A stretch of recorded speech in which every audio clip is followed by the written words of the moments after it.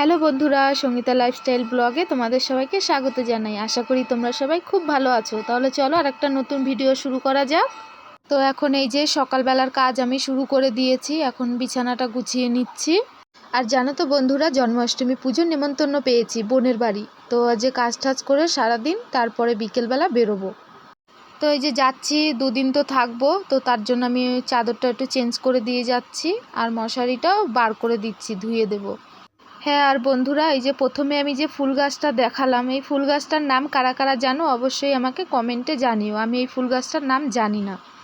অনেকে দেখলেই আমাকে জিজ্ঞাসা করে যে ফুল গাছটার নাম কি, তো আমি জানি না আর বলতেও পারছি না।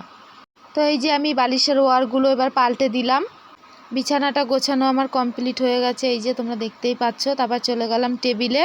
তো এই যে এবার আমি টেবিলটা একটু গুছিয়ে নেব। টেবিলের হালটা তো তোমরা দেখতেই পাচ্ছ, আর রোজ একটু করে মুছে নিতে হয়, প্রচণ্ড ধুলো পড়ে। তো এই যে আমার টেবিলটাও পরিষ্কার করা হয়ে গেছে। তারপর চলে গেলাম রান্নাঘরে, গ্যাসটা মুছে নিচ্ছি। তো এই যে আমি গ্যাসে একটু স্কচব্রাইট দিয়ে আগে ডলে নিচ্ছি, তারপরে আমি কাপড় দিয়ে মুছে নেব।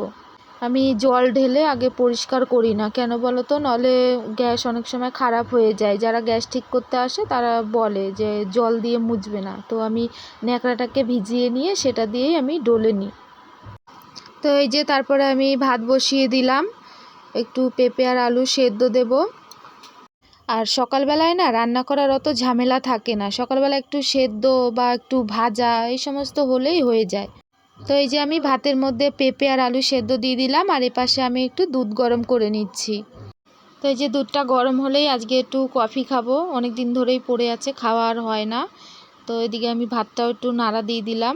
তো এই যে আমি তারপরে একটু কফি করে নিলাম, তার সাথে একটু সুগার ফ্রি বিস্কুট। তো এই যে তারপরে আমি চলে আসলাম বাসন মাজতে। ঘরের কাজ পুরো কমপ্লিট, এখন ওই ভাতটা বসানো আছে। তো এখন সব বাসনগুলো মেজে নেব। আর বাসন দেখে বুঝতেই পারছো, মনে হচ্ছে যেন কত কালের বাসন।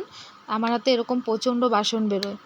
আর জানো তো, বাসনটা মেজে যেই ঘরে গেছি, তারপরে যে কি পরিমাণ বৃষ্টি হলো, আমাদের উঠোনে তো প্রায় জলই জমে গেছে। আর আজকে না ড্রামে জল আর ভরিনি, এক বালতি জল নিয়ে এসেছি, ওই এক বালতি জল দিয়েই ধুয়ে নেব। তো এই যে আমার বাসন মাজা হয়ে গেছে, এবারে এগুলো একটু ডলে নিচ্ছি। বাসন ধোয়াটা হয়ে গেলে তারপরে দুপুরের রান্নাটা করে খাওয়া দাওয়া করে আমরা বেরোবো। আর বোনের বাড়িতে আমি আর আমার ছেলে যাব, ওর বাবা যাবে না। তো এই যে দুপুরবেলার জন্য দেখছি ওর বাবা মুরগির পা নিয়ে এসছে আর একটু ছাল নিয়ে এসছে, তো সেগুলোই এখন ছাড়াচ্ছি। তো এই যে আমার রান্না করাও কমপ্লিট হয়ে গেছে, একটু শসা পেঁয়াজ টমেটো কেটে নিয়েছি, আর এই যে মাংস তোমরা দেখতেই পাচ্ছ। তারপরে এই যে আমরা খাওয়া দাওয়া করে রেডি হয়ে বেরিয়ে পড়েছি, বোনের বাড়ি যাব। তো এই যে আমরা ট্রেনের অপেক্ষায় স্টেশনে বসে আছি, আর এইখানে সামনে পেয়ারা বিক্রি করছিল, ওখান থেকে দুটো পেয়ারা এনে আমরা বসে বসে খেলাম।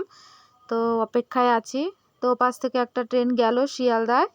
তাহলে বন্ধুরা, ভিডিওটা ভালো লাগলে লাইক কমেন্ট শেয়ার আর সাবস্ক্রাইব করতে ভুলো না। সবাই ভালো থেকো, দেখা হচ্ছে পরের ভিডিওতে।